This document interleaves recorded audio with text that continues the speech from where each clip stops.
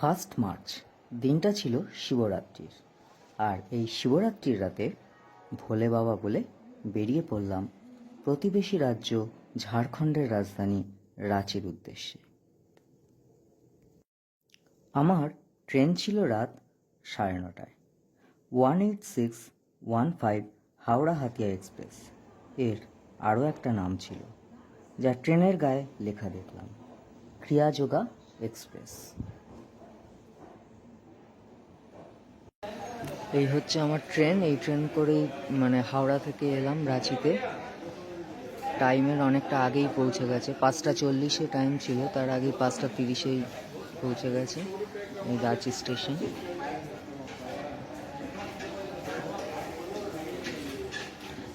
এবার এখান থেকে নেতারহাট যাব। আমাকে যে নিতে আসছে বাপি মাহাতো বলে, তার বাইকে করে নেতারহাট যাব। এবার এই হচ্ছে রাঁচি স্টেশনের বাইরের দিকটা চলে এসেছি। এটা হচ্ছে রাঁচি স্টেশনের বাইরে।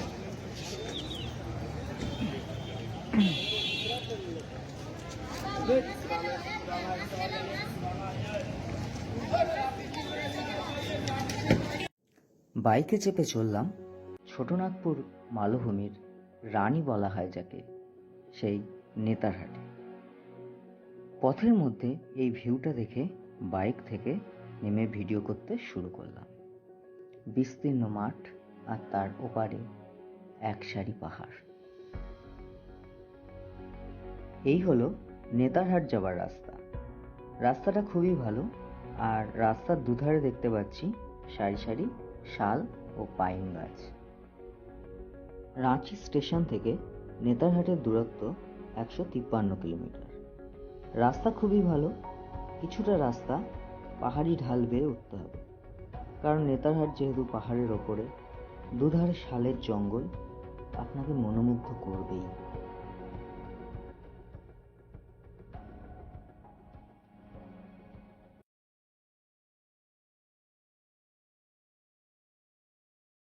নেতারহাটে এসে আমাদের প্রথম গন্তব্য ছিল কোয়েল ভিউ পয়েন্ট। এখান থেকে কোয়েল নদীকে দেখা যায়, যদিও এখন বসন্তকাল, নদীতে সেভাবে জল নেই।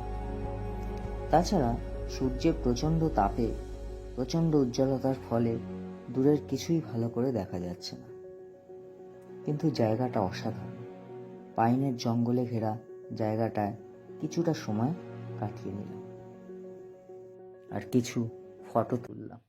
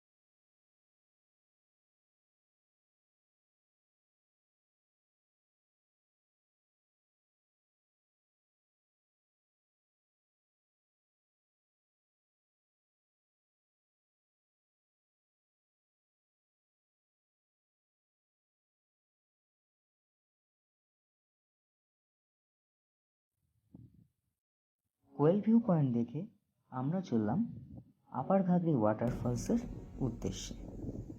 মাঝে পথে পড়ল ন্যাশপাতি বাগান।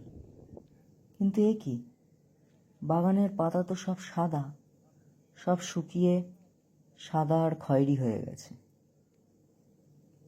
এটাও একটা অনন্য রূপ। আসলে এই সময় সমস্ত পাতাই এই অবস্থায় রূপ নেয়। এবার চলে এলাম আপার ঘাগরি ওয়াটারফলস দেখতে। কিছুটা বনের মধ্যে দিয়ে পথ অতিক্রম করে এই ফলস দেখতে পাবো।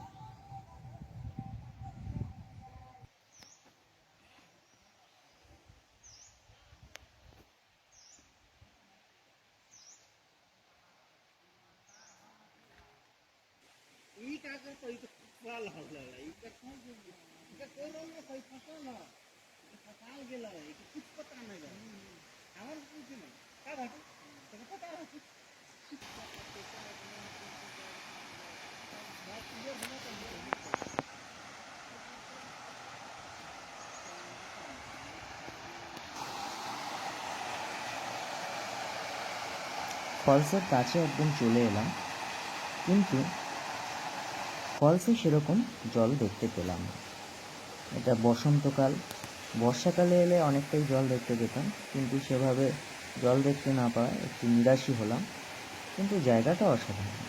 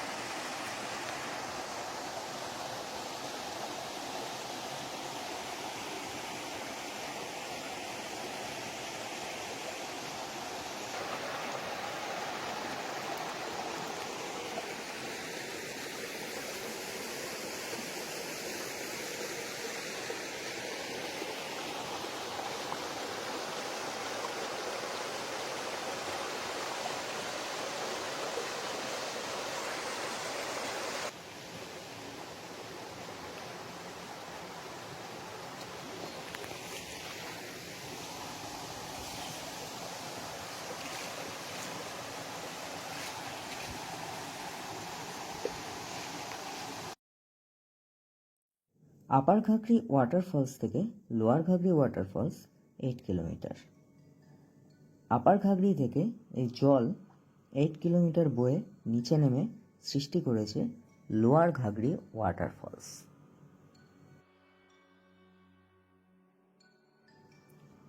এই ছিল লোয়ার ঘাগরি ওয়াটারফলস যাবার রাস্তা।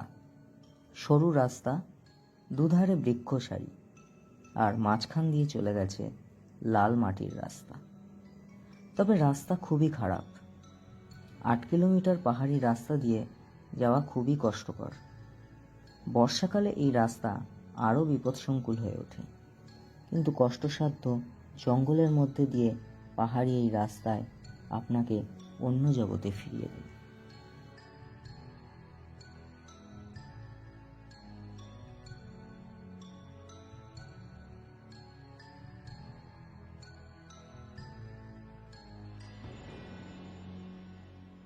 পাহাড়ি এই আঁকাবাঁকা উঁচু নিচু পথ বেয়ে, একদিকে পাহাড় আর একদিকে খাদ, এই পথ বেয়ে চললাম বাইকে করে লোয়ার ঘাগরি ওয়াটারফলসের উদ্দেশ্যে।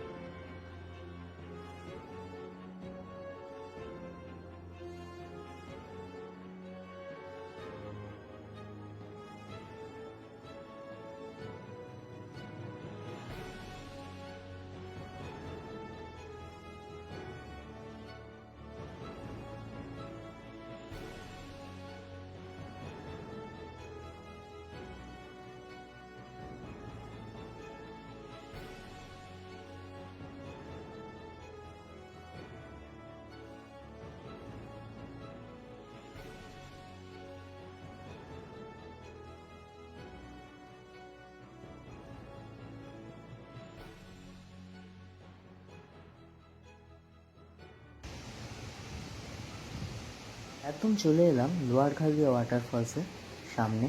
এবার দেখে নেওয়া যাক লোয়ার ঘাগরি ওয়াটারফলসের অসাধারণ রূপ। আপার ঘাগরির থেকে অনেক গুণ সুন্দর এই লোয়ার ঘাগরি ওয়াটারফলস।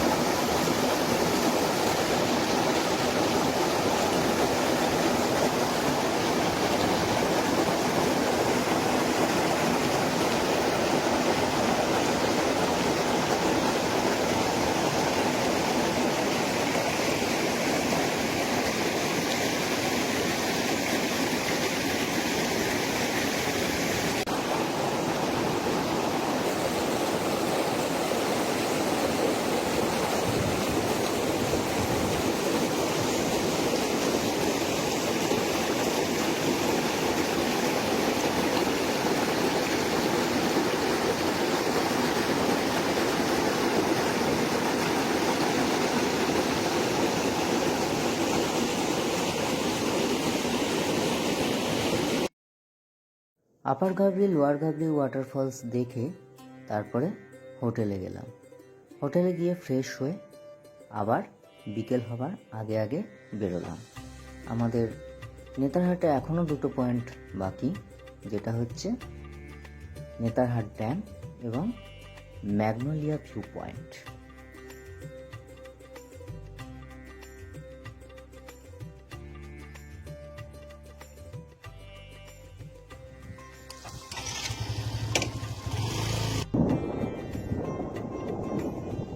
হোটেলে গিয়ে ফ্রেশ হয়ে লাঞ্চ করে বেরিয়ে পড়লাম আবার হোটেলের সামনেই নেতারহাট ড্যামের উদ্দেশ্যে। এই হলো নেতারহাট ড্যাম।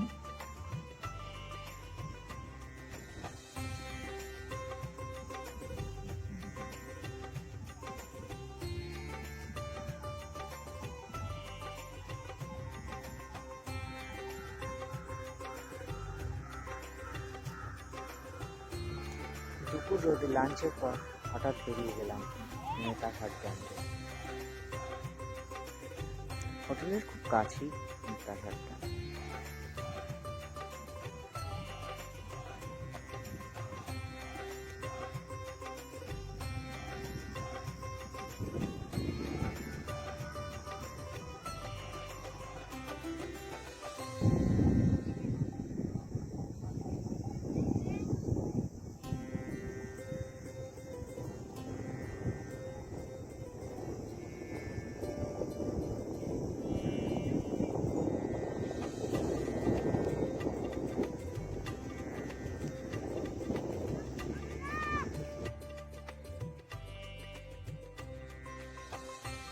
আজকের মতো আমাদের নেতারহাট ভ্রমণের শেষ গন্তব্য হলো ম্যাগনোলিয়া ভিউ পয়েন্ট।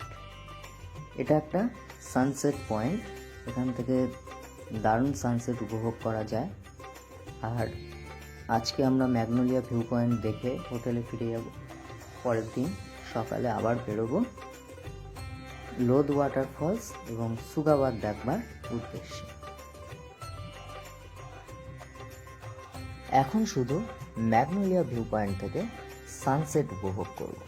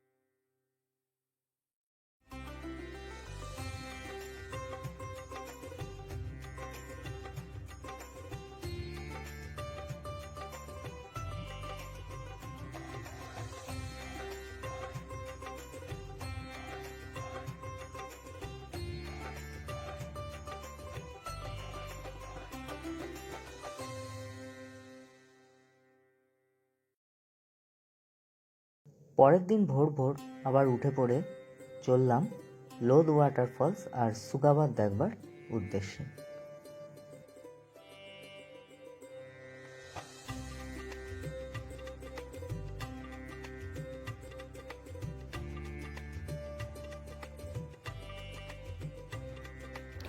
নেতারহাট থেকে লোদ ওয়াটারফলসের দূরত্ব 61 কিলোমিটার। তারপরে লোদ ওয়াটারফলস থেকে আমরা যাব সুগাবাদ। লোদ ওয়াটারফলস থেকে সুগাবাদের দূরত্ব হলো 40 কিলোমিটার। তারপরে লোদ ওয়াটারফলস, সুগাবাদ এই দুটো দেখে আমরা যাব রাঁচির উদ্দেশ্যে।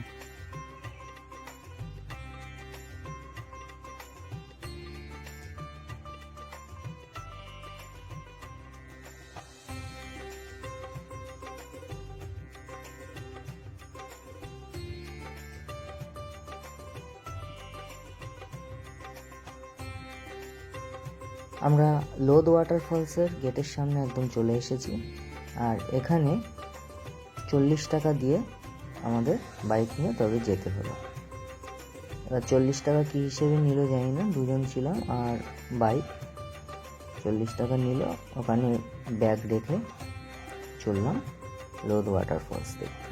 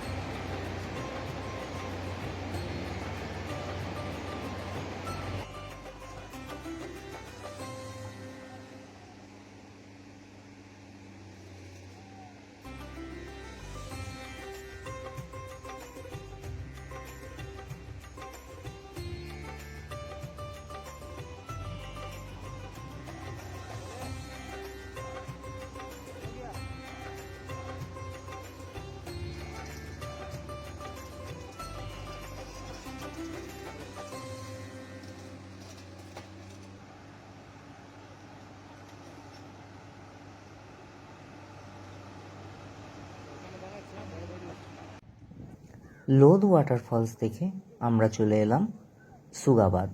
আর নেতারহাট ভ্রমণের এটাই শেষ গন্তব্য, এই সুগাবাদ। এরপর আমরা আবার দীর্ঘ পথ অতিক্রম করে রাঁচিতে পৌঁছালাম এবং রাঁচি ভ্রমণের অংশ পরের ভিডিওয়ে দেখাবো। ধন্যবাদ। ভালো থাকবেন, সুস্থ থাকবেন। ভিডিওটা ভালো লাগলে অবশ্যই একটা লাইক করবেন।